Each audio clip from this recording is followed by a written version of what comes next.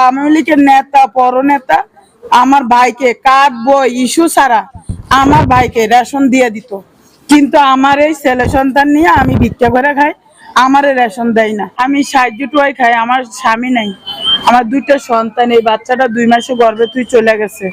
তো আমি মা ক্যান্সারে মারা গেছে, মার জন্য ঋণ করা হয়েছে 2 লাখ টাকা। এই ঋণগুলো আমার উপর সমাজীরা চাপাইয়া দেয়, কিন্তু ভাইয়ের উপর চাপাই দেয় না। আগের টিউন থাকতে মা একটা রেশন কার্ড বুচ্চগ্রামের কার্ডটা মার নামে ছিল, ওই কার্ডটা আমার নামে শুনানি হয়ে গেছে আগের টিউন থাকতে। এখন যে নতুন টিউন আসছে ওই টিউনে রেশন কার্ডের বিষয় কিছু বুঝে না, তাই আমার ভাইয়ের কথা শুনে কিন্তু আমার কথা শুনে না, গরিব দেখা। এই কার্ডটা ডিসি বরাবর 2বার গেছে, 2বার আগের টিউনে পাঠাইছে, আমি অনেক কষ্ট করে নেওয়াইছি, ভাই অবজেকশন দিয়ে নিয়ে আসছে। এখন এই চাইল্ডগুলো এই পরিশোধে অবজেকশন দিয়ে রাখছে, এই চাইল্ডগুলো আমার দেয় না।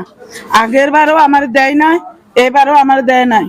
আমার ভাইয়ের শ্বশুর থানার সভাপতি নাকি প্রজেক্ট চেয়ারম্যান হইয়া ও আওয়ামী লীগের নেতা পরনেতা আমার ভাইকে কার্ড বই ইস্যু ছাড়া আমার ভাইকে রেশন দিয়ে দিত, কিন্তু আমার এই ছেলে সন্তান নিয়ে আমি ভিক্ষা করে খাই, আমার রেশন দেয় না। আগের টিউনে বলছে যে কাদের তুমি তোমার মার 2 লাখ টাকা ঋণ, 1 লাখ টাকা দিয়া দাও, আর 1 লাখ টাকা আসমা দেবে, তুমি অর্ধেক বুক করে খাবে, আসমা অর্ধেক বুক করে খাবে।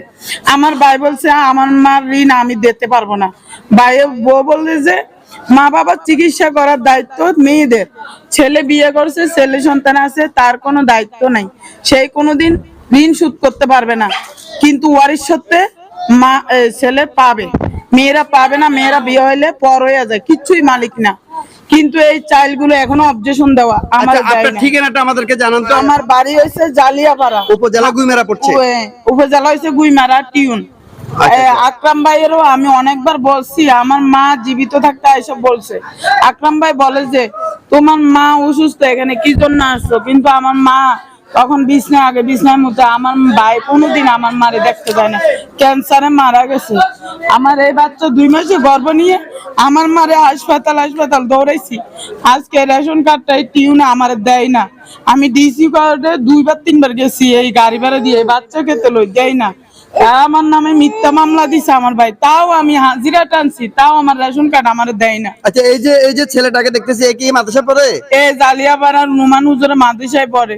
আমি ভিক্ষা করে খরচ চালাই, প্রাইভেট পড়াতে পারি না টাকার কারণে। আপনার হাজবেন্ড আপনাকে তুই চলে গেছে? এই 2 মাসের গর্ভে তুই চলে গেছে। তার মানে এখন আপনি মানে মানুষকে খুঁজি খাই।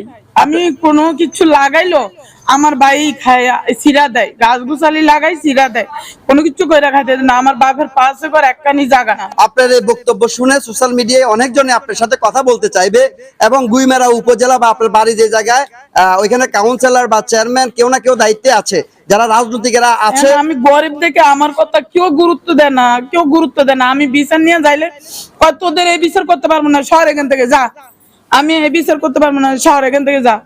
আমি থানায় 2বার অভিযোগ দিছি, আমার ভাই কূপ দিছে, রক কাটতে গেছে, এরপর আমি থানায় অভিযোগ দিছি, আমার জায়গা আমার বুঝাই দেন, আমার প্রয়োজনে বেচ্ছা অন্যদিকে যাই ঘর ভাড়া করে আমার পোলা পানি লইয়া খামু, আমার যাতে স্বামী নেই। এই থানার থেকে অনুমতি দিছে, আমার ওই কোনায় নিয়ে জায়গা মাপা দেয় অসহায় দিকে। তারপরে এখন ওই জায়গা যে মাপছে এই কাগজটার জন্য আমার থেকে 300 টাকা চায়। এই লাইনম্যান শহীদুল কাকা 100 টাকা দিব, তাও আমার আজকে কাগজ দেয় না, আমার উল্টা ঝাটকি মারছে। আপনাকে আসরের টাইমে আমি আইছি টাকা তুলতে, এরপর আইছি এখান থেকে বিরিয়ানি খুঁজা খাইয়ে পোলাপান লইয়া রইছি। আচ্ছা, যাই হোক, আপনার বিকাশ নাম্বার আছে কিনা? আছে, রেশন কার্ডটা যদি আমারে দিত তাও আমি এটা দিয়ে আমার পোলাপান লইয়া চলতে পারতাম। আমার টাকা পয়সা সব আমার মার পিছে শেষ করে লাইছি। আমার বিয়ের আগে আমি গার্মেন্টসে চাকরি করছি, বাসায় কাজ করছি, এরপরে বিয়ের পরও কাজ করছি, কিন্তু আমার টাকা পয়সা সব আমার মার ক্যান্সারে শেষ করছি। আপনার বিকাশ নাম্বার আপনার জানা আছে? জি আমার জানা আছে। স্যার বলেন তো দেখি। বলো। 01878419930। এটা কি বিকাশ নাম্বার? জি এটা আরেকবার বলো তো দেখি। 01878419930। আরেকবার বলো। 01878419930। দর্শক মন্ডলী, আপনাদের সবার দৃষ্টি আকর্ষণ করছি, এবং পাহাড়কোনা খাগড়াছড়ি জেলার মাটিরাঙ্গা উপজেলা থেকে সরাসরি এই মুহূর্তে লাইভে যুক্ত হয়েছি।